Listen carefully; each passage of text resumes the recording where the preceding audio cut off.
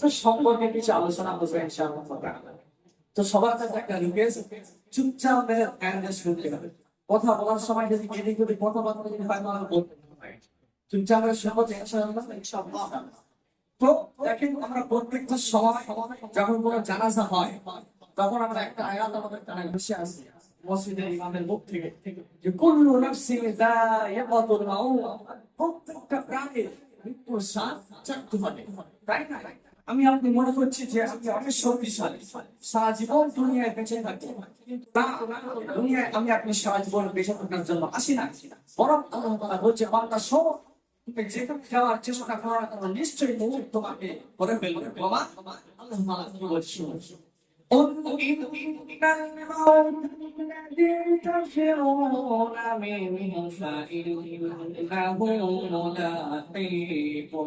رب العالمين বলে, বান্দা শোনো, তোমরা যে ভুল ভ্রান্তি করেছো হয়তো তোমরা দুনিয়ার জমিনে সারা জীবন থাকবে, কিন্তু না, নিশ্চয়ই মৌত তোমাদেরকে একটা সময় আসবে তোমাদেরকে ধরে ফেলবে। আমার কেমন হয় আমি আপনি মনে করি যে হয়তো আমি আপনি বড় বিল্ডিং বানাখানা করবো, ওরা হয়তো বিল্ডিং বানাখানার মধ্যে লুকাবো, কিন্তু আল্লাহ তাআলা বলছে, বান্দা শোনো, তোমাদের মৃত্যুর সময় যখন আসবে তোমরা লুকাবার কোনো চেষ্টা করো, কোনো পথ তোমাদের জন্য থাকবে। প্রমাণ أينما تكونوا يدرككم الموت ولو كنتم في بروج مشيدة। আমি যে মনে করছি যে পড়াশোনা করে থাকবো, কিন্তু না, মৃত্যু যখন সময় হয়ে যাবে তখন নিশ্চয় মৃত্যুর ফারিস্তা আমাদের কাছে চলে যাবে।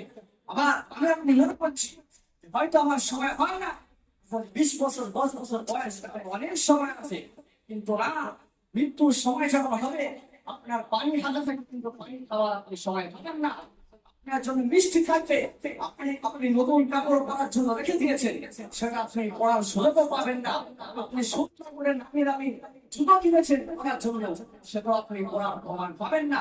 সে বিষয়ে কোরআন কি বলে আমরা শুনবো, আল্লাহ তাআলা কি বলছে, فأجلهم لا يستأخرون ساعة ولا يستقدمون। সেটার মৃত্যু যখন সময় বলে যায় না, 1 সেকেন্ড আগে হয় না 1 সেকেন্ড পরে হয়।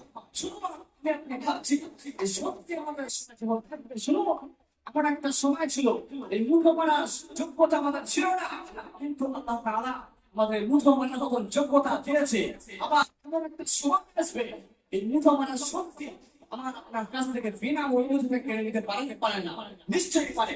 এমন একটা সময় ছিল আমি আপনি দেখার মতন কোনো যোগ্যতা ছিল না, কিন্তু আল্লাহ তাআলা আমাদের দেখার মতন সালাহিয়াত দিয়েছে।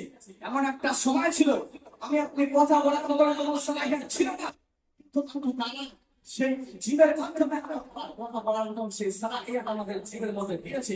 আবার এমন একটা সময় আসবে পার্থক্য যখন হবে আমাদের কাছে এই শক্তি, এই শ্রবণ শক্তি, এই জবান শক্তি সব কিছু বিনা অনুমতি থেকে আমাদের কাছে ছিনিয়ে নেবে। সেই জন্য করে তারা আমি আপনি ভাবি এই পৃথিবীর জমিনে আপনি ভালোভাবে সুন্দরভাবে চলাফেরা করছি, একটু চিন্তা করে দেখো এমন একটা সময় ছিল আপনি চলার মতন কোনো জায়গা ছিলাম না, একবার যেতে গেলে বারবার করেছে না, কিন্তু আল্লাহ তাআলা আমাদের পায়ে শক্তি দিয়েছে। আর এমন একটা সময় আসবে সেই শক্তিকে আমাদের বিনা অনুমতিতে কেড়ে নিতে পারে না, অবশ্যই পারে। সেই জন্য করে বলেছে, বান্দা শোনো, তোমরা যা কিছু করছো না কেন নিশ্চয়ই ওই তোমাদেরকে ছাড়বে না। আল্লাহ তাআলা সেই জন্য করে বলেছে,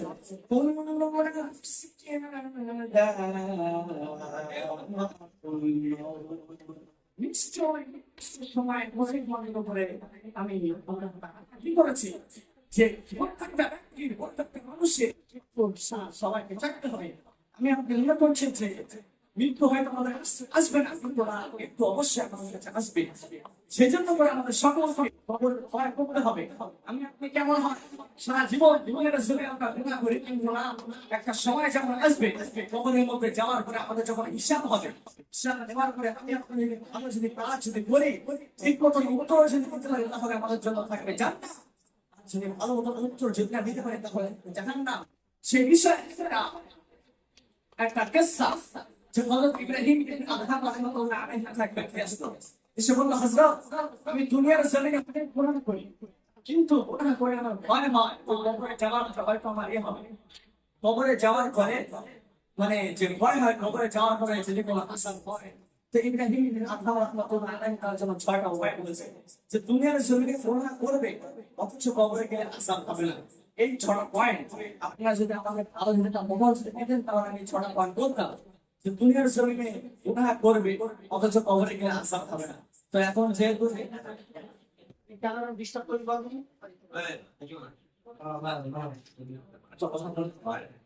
যে কথা বলছিলাম, ইব্রাহিম আদম রাহমাতুল্লাহর কাছে এক ব্যক্তি আসলো, এসে বলল, হযরত, আমি দুনিয়ার জমিনে অনেক গুনাহ করি, আমার ভয় হয় কবরে গেলে কোনো আযাব হয় কিনা। আচ্ছা, বললেন যে আপনি আমাকে এমন একটা পন্থা বলে দেন যে আমি দুনিয়ার জমিনে গুনাহ করবো অথচ কবরে গেলে আযাব হবে না। তো যারা আল্লাহ ব্যক্তি হয় তারা অনেক পিছন করে হয়, তাই না? সেই জন্য করে ইব্রাহিম আদম বলল যে আচ্ছা ঠিক আছে, তুমি যখন যখন করবে তুমি গুনাহ করো, কবরে গেলে গুনাহ করবে কিন্তু তোমার আযাব হবে না। তো বললো, হ্যাঁ পন্থা আছে। তখন ইব্রাহিম আদম বলে, হ্যাঁ তোমার জন্য সেই পন্থা আছে, তোমার জন্য 6টা পন্থা আছে। তো ইব্রাহিম আদম বললো, তুমি এক কাজ করো, দুনিয়ার জমিনে যখন তুমি গুনাহ করবে তখন তুমি ওই আল্লাহ আল্লাহ করে আল্লাহ চোখের সামনে করা যাবে না। তখন সেই ব্যক্তি বললো, কখনো সম্ভব না, কেননা আল্লাহ সব কিছু দেখতে পায়। আপনি যা কিছু প্রকাশ্যে করি সব দেখতে পায়, তার প্রমাণ আল্লাহ তাআলা সূরা মুলকের মধ্যে বলতে বলছেন, ওয়াসিরু জানারু বিহি ইন্নাহু আলিমুন বিযাতিস সুদূর। ওয়াসিরু আইমানাকুম আবিদহাউ বিইন্নাহু সুদূর।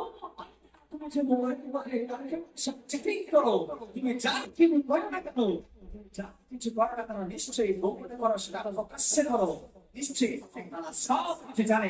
আচ্ছা, আমি আপনি এমন মনে করছি বাজারে যাবো, বাজারে কি করবো, ওই করবো, তমুক করবো, মনে করছি সেটা হয়তো আল্লাহ তাআলা জানে, কিন্তু আল্লাহ তাআলা বলছে বিদাতি সুবুত, যা কিছু করার জন্য সেই জন্য বললো যে তুমি আল্লাহর সঙ্গে গুনাহ করলে হবে না। ওই ব্যক্তি তখন বললো, তখন বললো যে আচ্ছা তুমি কি করো, যে তুমি যে আপনার জমিনে আছো, তুমি আল্লাহকে ঘোষণা করে দাও যে আমি আজ থেকে তোমার রিজিক আর খাবো না। তখন ওই ব্যক্তি বললো যে তো আল্লাহ রিজিক সম্পর্কে বাঁচতে নিতে হবে, এই বিষয়ে ঘটনা বলতে হাদিস বলতে অনেক পড়া, কিন্তু সময় নাই। দ্বিতীয় নম্বর হচ্ছে ওই ব্যক্তিটা বলছে তোমার জন্য দ্বিতীয় নম্বর পন্থা হলো যে তুমি আল্লাহকে বলে দাও যে তুমি আল্লাহর জমিনে থাকবে অথচ তার হুকুম অনুযায়ী চলবে না। তুমি এক কাজ করো, তুমি জমিন থেকে বেরিয়ে যাও। আচ্ছা বলুন তো, যে জমিন থেকে আমরা বেরিয়ে যেতে পারবো? কখনো পারবো না। বহু বছর বছর চাকরি দিয়েছে,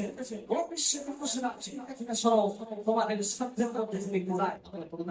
এই জমিন থেকে জমিন থেকে তোমরা বেরিয়ে যাও। আমার আল্লাহ কি বলছে শোনো, يا معشر الجن والإنس استطعتم أن تنفذوا من أقطار السماوات والأرض فانفذوا لا تنفذون إلا بسلطان। সেই জন্য কোনো চিন্তা করে দেখি আল্লাহ তাআলা বলছে তুমি আমার জমিনে থাকবে আর আমার হুকুম অনুযায়ী চলবে না, তুমি জমিন থেকে বেরিয়ে যাও। এই কথা যখন ইব্রাহিম বললো, বললো এটা সম্ভব নয়। চতুর্থ নম্বর হচ্ছে যে তুমি মৃত্যুর ফেরেশতা তোমার কাছে যখন আসবে তখন তুমি বলে দিও যে এখন আমার অনেক সময় বাকি আছে, এখন আমার যাওয়ার সময়। তখন ওই মৃত্যুর সময় যখন হয়ে যাবে তখন সবাইকে চলে যেতে হবে, কেননা বলে দিয়েছেন